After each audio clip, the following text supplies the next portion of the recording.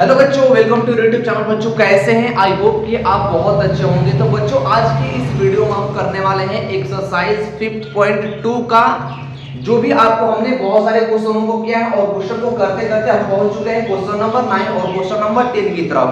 अगर आपको इसके अलावा भी कोई क्वेश्चंस में डाउट है तो आप प्लेलिस्ट को फॉलो कर सकते हैं और अपने डाउट को क्लियर कर सकते हैं। तो इस वीडियो में हम सीखने वाले हैं क्वेश्चन नंबर 9 और क्वेश्चन नंबर 10। एपी चैप्टर है, चैप्टर 5 है, जो न्यू एनसीईआरटी बेस्ड पैटर्न्स पर जो आपका एजुकेशन पॉलिसी सिस्टम के अकॉर्डिंग बुक आया हो उसके क्वेश्चंस को हम करने वाले हैं। तो चलिए हम चलते हैं क्वेश्चन की तरफ कि क्वेश्चन हमारा क्या है और कैसे करेंगे। करें कि if third term and ninth term of AP is 4 and -8 respectively which term of AP is 0। आपको क्वेश्चन समझ नहीं आया है, कोई बात नहीं। कह रहा है कि हमारे पास एक एपी गिवन है और उस एपी का थर्ड टर्म और 8 टर्म हमें दिया हुआ है। इसका थर्ड टर्म क्या है? 4 है और उस एपी का 9th टर्म जो है वो 8 है। हमें इसमें ये बताना है कि इस एपी का कौन सा जो टर्म होगा वो 0 के इक्वल होगा। तो हम इसको क्या करेंगे, जो भी डेटा हमारे पास है सारे डेटा को 1 बाय 1 नोट करेंगे और वहां से हमें पता चलेगा कि इक्वेशंस में कौन सी चीज की हमें वैल्यू फाइंड करनी है। तो देखिए, अगर हम इस एपी की बात करें तो हमारे पास इसमें डेटा गिवन है क्या कि ए थर्ड टर्म हमारे पास क्या है? 4 है और ए 9 टर्म हमारे पास क्या गिवन है? ए 9 टर्म आपके पास 8 माइनस का 8 गिवन है। आपको इसमें फाइंड क्या करना है? फाइंड आपको इसमें ये करना है कि कौन से इस एपी का टर्म जो है यानी ए वो 0 के इक्वल हो। तो वो नंबर क्या होगा, यानी हमें पता नहीं है बेसिक इसमें कि कौन सा नंबर है, यानी which term of AP is 0। इस एपी का वो कौन सा टर्म है जो 0 के इक्वल है। तो क्या करेंगे हम, अब इन इक्वेशन से हम क्या करेंगे, तो इन इक्वेशंस के थ्रू हम वहां पर फाइंड करेंगे ए और डी की वैल्यू और यहां से क्या करेंगे nth के फॉर्मूला पर पुट कर देंगे। तो चलिए फाइंड करते हैं। क्या हम a3 टर्म को हम ऐसे लिख सकते हैं a प्लस का 2d, इस इक्वेशन को डाल दीजिए आप फर्स्ट, और a9 वाले टर्म को आप ऐसे लिख सकते हैं a प्लस का 8d। हां लिख सकते हैं हम इसको ऐसे। तो देखिए ये इक्वेशन फर्स्ट हो गया और ये इक्वेशन क्या हो गया हमारा? सेकंड हो गया। अब इक्वेशन फर्स्ट में से इक्वेशन सेकंड को जब हम माइनस करेंगे तो देखिए a3 के जगह पर जो हमारे पास a3 की वैल्यू है उसको रख देंगे, हमने रख दिया 4। a9 की जगह पर जो भी हमारे पास वैल्यू है उसको रख देंगे, हमने यहां पर रख दिया क्या? माइनस का 8, हमने माइनस का 8 रख दिया। और यहां से हमने क्या किया? फर्स्ट इक्वेशन से सेकंड इक्वेशन को माइनस कर दिया। यहां पर आप लिख दे हैं कि equation first minus equation second. आप इसको ऐसे लिख सकते हैं फर्स्ट माइनस सेकंड, यानी इक्वेशन फर्स्ट में से इक्वेशन सेकंड को माइनस करने पर जो भी हमारे पास वैल्यू आएगी उससे हम a और d की वैल्यू फाइंड करेंगे यहां पे। तो देखिए अगर हम माइनस लगाए तो यहां पर ये माइनस और माइनस प्लस, ये माइनस और ये माइनस। अब देखिए ये माइनस प्लस कैंसिल हो जाएगा, ये 2d में से 8d जाएगा तो माइनस का 6d इज इक्वल्स टू ये क्या हो जाएगा? ये हो जाएगा 12। अब जब इसको कटाइएगा, जब इसको 6d से 12 को डिवाइड कीजिएगा तो यहां पर जो d की वैल्यू आएगी वो माइनस का 2 आएगी। क्या आ जाएगी? यहां से जो d की हमारी वैल्यू आएगी, d की वैल्यू माइनस का d आ जाएगी, सॉरी माइनस का 2 आ जाएगी। तो यहां से हम क्या करेंगे? a की वैल्यू फाइंड करेंगे। तो a की वैल्यू को फाइंड करने के लिए यहां पर क्या करेंगे, हम यहां पर ले रहे हैं क्या? इस इक्वेशन में यानी फर्स्ट इक्वेशन में अगर हम d की वैल्यू रख दें तो वहां से हमें a की वैल्यू मिल जाएगी। यहां पर लिखे है क्या कि put the value of d in equation first. Equation first में d की वैल्यू पुट करने पर यहां से क्या मिल जाएगी हमारी? वो वाली वैल्यू मिल जाएगी। तो अब क्या करेंगे, हम ले लेंगे इक्वेशन। देखिए फर्स्ट क्या है आपका? इक्वेशन फर्स्ट है a प्लस का 2d इज इक्वल्स टू 4। अब देखिए a के जगह पर तो कुछ नहीं आपके पास, तो a को a ले लीजिए, 2 इनटू d के जगह पर क्या है? ये तो माइनस का 2 है तो ये ले लीजिए माइनस का 2 इज इक्वल्स टू 4। और a इज इक्वल्स टू देखिए ये 2 और 2 कितना हो जाएगा? 2 इनटू 2 होता है 4, बट ये माइनस और प्लस है तो माइनस हो जाएगा। और बॉर्डर के इस पार से अगर माइनस से इस पार जाएगा तो वो प्लस हो जाएगा, मींस प्लस का 4 और प्लस का 4। तो a की वैल्यू यहां से क्या आ जाएगी हमारी? 8। यानी यहां से a की वैल्यू हमारी क्या आ गई? 8 आ गई। a की वैल्यू आपके जब यहां से 8 आ गई तो हमें फाइंड क्या करना है? अब हमें फाइंड यहां पर ये करना है कि जो आपका ये वाला टर्म है, यानी a की वैल्यू यहां से आपकी a आ गई, तो हमें फाइंड करना है nth टर्म कि कौन सा टर्म जो ap का है वो क्या है, 0 है। तो हम पर लिख सकते हैं कि an की वैल्यू हमें बतानी है, n is equal to what, जिस पर an की जो वैल्यू हो वो किसके इक्वल आनी चाहिए, 0 के इक्वल आनी चाहिए। तो हमारे पास a की भी वैल्यू है और d की भी वैल्यू है, तो अब यहां पर हम कौन सा फार्मूला यूज करेंगे, आप याद कीजिए। तो आपके पास एक an टर्म का फार्मूला होता है, वो an टर्म का फार्मूला क्या होता है, n is equal to a plus n minus 1 into d, वो nth टर्म का फार्मूला होता है। तो उसी nth टर्म के फार्मूले को यहां पर पुट करेंगे हम, तो हो जाएगा an is equal to a plus n minus 1 into d। अब हमारे पास an क्या है, 0 के इक्वल है, हमसे यही तो पूछ रहा था a। अब देखिए a की जगह पर 8 पुट कीजिए, 8 प्लस का n नंबर ऑफ टर्म हमें बतानी है, कॉमन डिफरेंस क्या है, कॉमन डिफरेंस माइनस का 2 है, यहां पर ये इनटू में है। अब आइए ये 8 जो है 8 जो है इस बार प्लस में है, तो बॉर्डर किस पर आएगा, तो ये माइनस का 8 हो जाएगा, is equals to a minus का 1 इनटू, देखिए यहां पर माइनस का 2 था, इनटू में है, तो ये बॉर्डर से इस पर आएगा तो डिवाइड में आ जाएगा यहां पे माइनस का, तो माइनस से माइनस कैंसिल, अब ये हो जाएगा कितना, ये 4 is equals to n minus का 1। ये देखिए अब ये n माइनस का 1 जो 1 है माइनस के साथ है, तो बॉर्डर के इस पार जब आएगा तो माइनस से क्या हो जाएगा, वो प्लस में आ जाएगा। तो यहां पर लिख सकते हैं कि n is equals to 1 plus का 4, यानी n की वैल्यू कितना आएगी, 5 आएगी। तो n की कौन सी वैल्यू पर जो ये इक्वेशन है हमारी, इस AP का जो वैल्यू होगा वो 0 के इक्वल हो जाएगा, तो n की वो कौन सी वैल्यू होंगी, n की वैल्यू क्या होंगी, 5 होंगी। आई होप कि ये क्वेश्चन आपको बहुत अच्छे से समझ में आया है, तो वीडियो को लाइक कीजिए। क्वेश्चन नंबर 10 की तरफ चलते हैं, और आपको थोड़ा सा भी लगा कि इस वीडियो को बनाने में मुझे मेहनत लगी है तो चैनल के साथ अवश्य जुड़े। मिलते हैं नेक्स्ट वीडियो में, तब तक क्वेश्चन नंबर 10 की तरफ चलेंगे, क्वेश्चन नंबर 10 कंप्लीट कर लें। और 10 की तरफ भी क्वेश्चन नंबर 10 इस चैप्टर का क्या है, अब देखिए क्वेश्चन नंबर 10 में भी हमें कुछ डेटा दिया हुआ है, और उस डेटा के अकॉर्डिंग हमें इस चैप्टर का कॉमन डिफरेंस फाइंड करना है। ये इस सिर्फ 3 लाइन का क्वेश्चन से, 3 लाइन का क्वेश्चन से, और ये क्वेश्चन पूछता है आपके पेपर में, तो इस क्वेश्चन को ज्यादा से ज्यादा प्रैक्टिस भी करेंगे। तो चलिए चलते हैं अपने क्वेश्चन की तरफ, कि क्वेश्चन हमारा इसमें है क्या।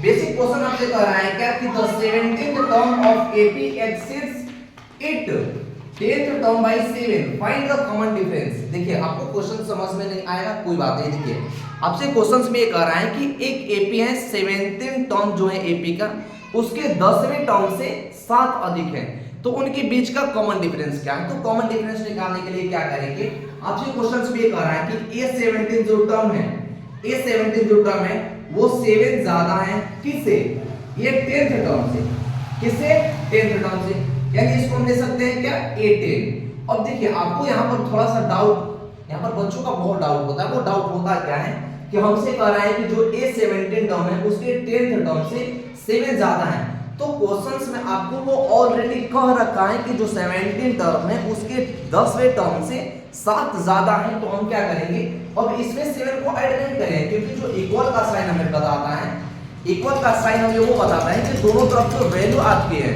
वो दोनों तरफ की वैल्यू जो है वो इक्वल है। तो वैल्यू को इक्वल करने के लिए जो इक्वेशन में वैल्यू ऐड करेंगे, तो इक्वेशन में वैल्यू हम इसमें ऐड नहीं करेंगे, हम उस वैल्यू को ऐड करेंगे इस बारे में। तो हम इसको ऐसे लिखेंगे कि A17 is equals to A10 plus का 7। अब देखिए A17 को हम क्या लिख सकते हैं, A प्लस का 16 D इज इक्वल्स टू, ये A10 को क्या लिख सकते हैं आप, A प्लस का 9 D प्लस का 7। अब देखिए ये A जो है इस पर आएगा तो ये माइनस प्लस है और ये भी माइनस है, तो माइनस प्लस होकर के कैंसिल आउट हो जाएगा।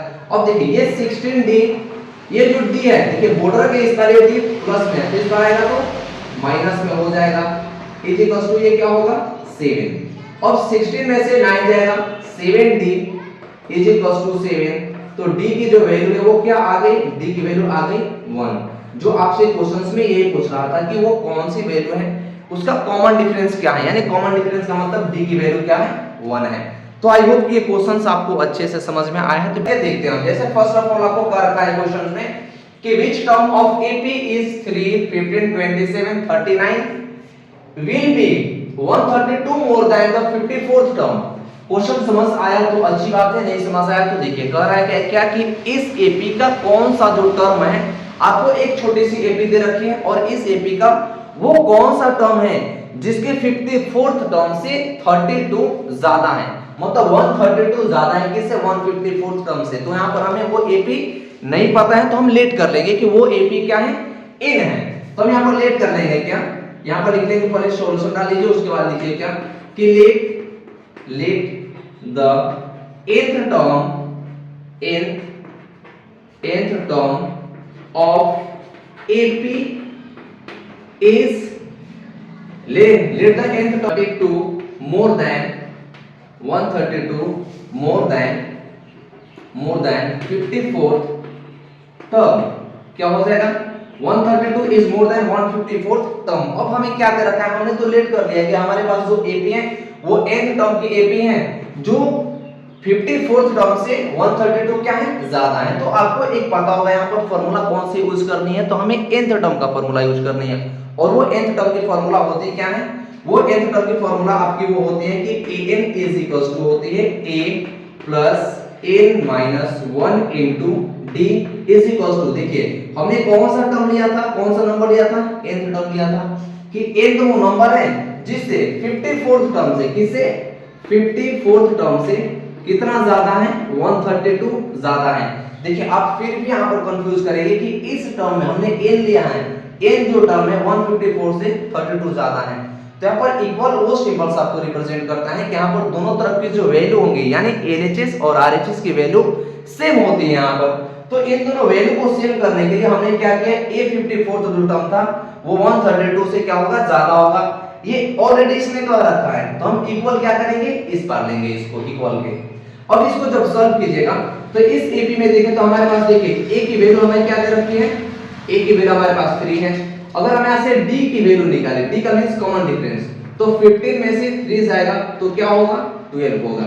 यानी d की भी वैल्यू हमारे पास क्या है, 12 आ गई। तो हम यहां पर कर लेंगे, अब a की जगह पर a की वैल्यू को पुट कीजिए, 3 प्लस क्या n माइनस 1 इनटू d क्या है, 12 है। a54 को लिख सकते हैं a प्लस 53d प्लस 132।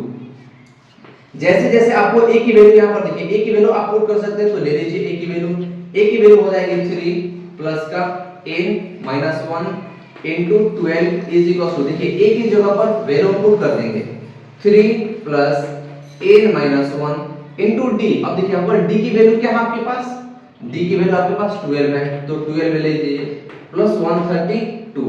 अब देखिए ये 3 से ये 3 कैंसिल हो जाएगा, क्यों होगा, क्योंकि ये प्लस में है और ये भी प्लस में है, तो जब ये इस पर आएगा तो माइनस प्लस होकर के कैंसिल आउट हो जाएगा। अब आपके पास ये वैल्यू बची क्या, आपके पास ये वैल्यू बच रखी है ये वाली, यहाँ पर हो जाएगा a 1 into 12 is equals to, अब देखिए इधर क्या था आपके पास, अगर हम इसकी बात करें यहाँ पर 154d की, तो यहाँ पर देखिए 152d, हम यहाँ पर अब ये वैल्यू नहीं लिखेंगे क्योंकि यहाँ पर हमने ऑलरेडी दे रखा है कि कौन सा टर्म है, 54 टर्म है। तो 54 टर्म की जगह पर हम क्या पुट करेंगे, 53 इनटू d की जगह पर कौन सी वैल्यू हमारे पास है, 12 है, तो 12 हम रख लेंगे और उसको इनटू कर देंगे। तो देखिए जब इसको आप इनटू कीजिएगा तो बढ़ती है 36 का 6 बचा 3 12 5 7 और 3 कितना हो जाएगा 63, 636 प्लस अब ये 132 इसमें ऐड कर दीजिए, आप 132 ऐड कर दीजिए। जब 132 इसमें ऐड कीजिएगा तो ये हो जाएगा ऐसे कुछ, जब इसको ऐड कीजिए तो हो जाएगा 8 और 3 3 6 और ये 7, यानी 768 आपकी वैल्यू यहाँ पर आ जाएगी। अब देखिए 12 जो है यहाँ पर ये इनटू में है, यहाँ पर जो 12 है हमारा इनटू में है, मल्टीप्लाई में है, तो बॉर्डर के उस पर जब वैल्यू हो जाएंगी तो क्या मल्टीप्लाई नहीं जाएगी, नहीं डिवाइड में चली जाएगी वो, तो ये वैल्यू यहाँ से डिवाइड में चली जाएगी, यानी a minus 1 is equal to 7 6 8 upon में 12, 12 से घटाइए बर्छक 72 और बर्छक 48, तो कितना हो जाएगा, ये ऐसे हो जाएगा n minus 1 is equal to 64। देखिए 1 जो है यहाँ पर माइनस में है तो बॉर्डर के उस पर जाएगा प्लस में हो जाएगा, तब इसको ऐसे लिख सकते हैं n is equal to 64 plus 1, यानी n की वैल्यू क्या हो जाएगी 65, n की वैल्यू क्या हो जाएगी 65 हो जाएगी।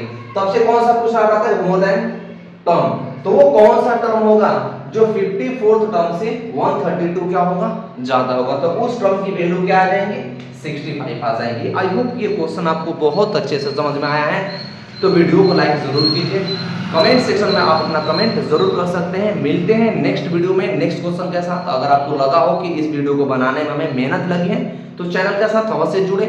मिलते हैं नेक्स्ट क्वेश्चन के साथ और नेक्स्ट वीडियो के साथ, तब तक के लिए थैंक यू।